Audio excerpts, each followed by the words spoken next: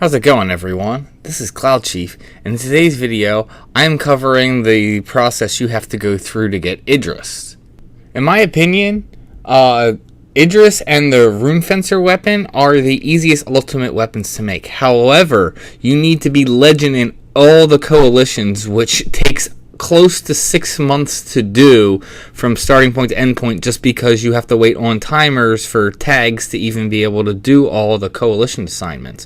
So if you're trying to get this done, make sure you're knocking them out. Check out my coalition guide that talks about all the different coalitions and what's the best way to go about trying to go through them just to get legend as fast as possible. To start this quest, speak to Nili Uvelip. She is at East Adeline at I-7. Just be aware that she is actually used for many quests, so you may have to talk to her multiple times before you're going to get the Saved by the Bell quest, which is what's for Idris. So once you have Saved by the Bell flagged and the NPC tells you to go to Dokates to investigate the forces of darkness, you want to go ahead and head to F12 in Dokates, and near the water, you will examine the Inlet of Whispers and you'll receive a rusted handbell. Head back to the NPC and then they'll move you on to the next part of the quest. Now you want to go speak to Runge Deze at J11 at Eastern Adeline. Just warp to the castle is the closest spot.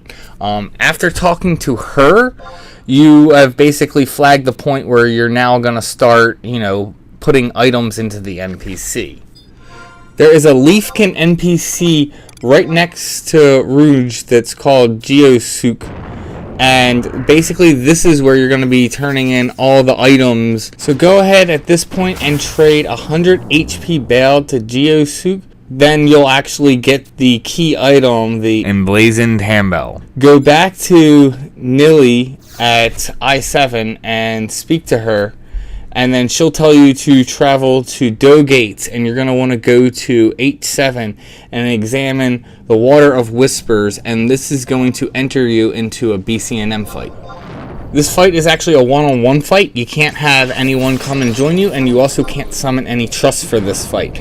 You are going up against a Geo, and the Geo in this fight cannot take any damage. How you actually deal damage to them is by damaging their Lupin. And the best thing to do is be aware of the whole elemental cycle and be aware of what element this Geo spell is that they're summoning, and then cast on that with the spell that it's weak to. If you do that, you should be able to easily take down the Geo bubble with only, say, 2 to 3 nukes, even if they're not even your highest tier nukes. One really good strategy that I did was put down Geo regen, and then go ahead and put up your magic attack, and you can easily take the bubbles down, and your regen should keep you healed. Once you've beaten the Geo by taking out all of the bubbles so it reaches no HP, go ahead and head back to Nili, and you'll actually receive the base weapon of Idris. At this point, you want to go back to Rouge and go ahead and trade your base weapon, and this will start the next process. Now that we're on to the next part, they're going to tell you that you need to turn in a bunch of materials. You need to turn in 500 HP baled. You'll randomly get selected one synth item off of the first 3 delve bosses, and so you'll need to collect all of them. And then you'll also need to turn in 200 ghastly stones. The +1 and +2 ghastly stones do not work. It needs to be the regular NQ ghastly stones.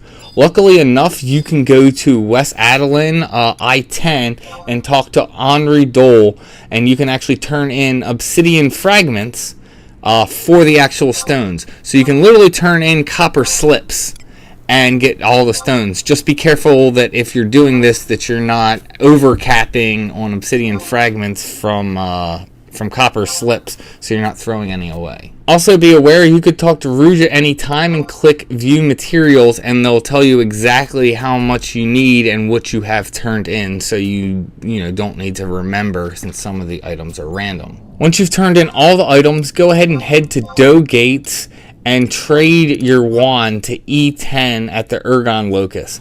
And this will give you a cutscene, and then it'll upgrade your wand to the tier 2. Now go back to Rouge again and trade them your tier 2 wand.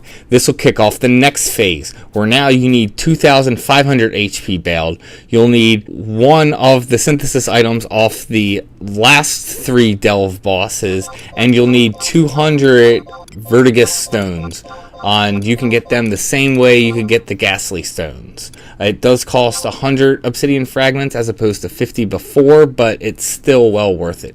Once you've turned in all the items, go ahead and take your tier 2 wand to the Ergon Locus at K10 in Mogates. And again, you will get another cutscene. Once you're done with the cutscene, your wand will be upgraded to the tier 3.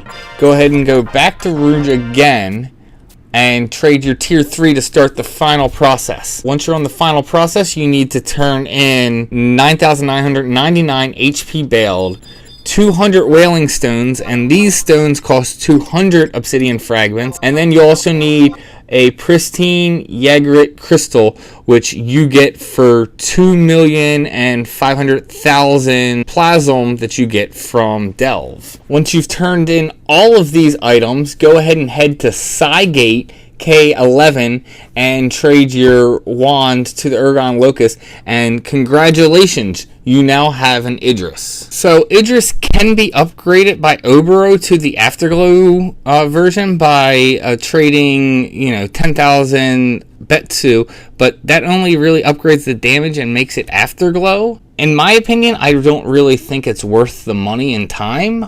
You're not really getting any enhancements to your bubbles, which is the big point of Idris. And the base weapon works just as well as the Afterglow version or the augmented version. This is honestly, in my opinion, one of the easiest ultimate weapons to make. It's much easier to go through the other processes. The only real difficult thing, in my opinion, is one, getting all the coalitions to legend, and then the HP bailed, but even that's not too bad. I don't recommend trying to farm all the HP bailed. For some of the other things, I can see someone farming all the Alex, because there's multiple ways to do that.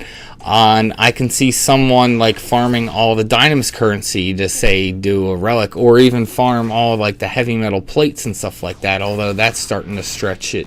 If you're talking about Empyrean weapons. But for this, I do not recommend farming all the HP bailed. I highly recommend farming money in whatever way it's best for you to farm money and just buy it. You can get HP bailed from trading in normal bailed, but the conversion rate is really bad for the amounts you get. You can get HP bailed from doing all types of reeves, but again, the drop rate is really low. And then you can get HP bailed from Wild's Keep reeves. Now, I could see possibly farming HP bailed through Wild's Keep reeves during the campaign, but that would be only during the campaign just because of how fast that the Wild's Keep reeves respawn. Since Wild Keep reeves respawn at an extremely slow rate, if the campaign's not up, it's not really a viable option to try and farm for HP bailed. The only place it's really viable to farm HP bailed would be Ambuscade. So like I said, I really recommend, if you're trying to work on this and get it done ASAP, is farm gil other ways and then, buy it either off the auction house or out of bazaars. And that's the whole process for making an Idris. It is probably one of the best support weapons in the game. The only thing that I could say would kind of be arguable might be the 4-song, harp for Bard. But even then, that's arguable because Bard wants other instruments, and just how strong Idris is. I honestly think this is the best support item in terms of just how much it, boosts your job and how strong it makes you. If you enjoy playing Geo or enjoy playing support jobs, I highly recommend you go through the process and, get one done. If you haven't really started on those coalitions, I would try and start knocking them out, because that's honestly the biggest gate that's blocking you from getting this weapon. I hope this guide helped you out. Hope it gave you guys some value, and may you have success in all you do.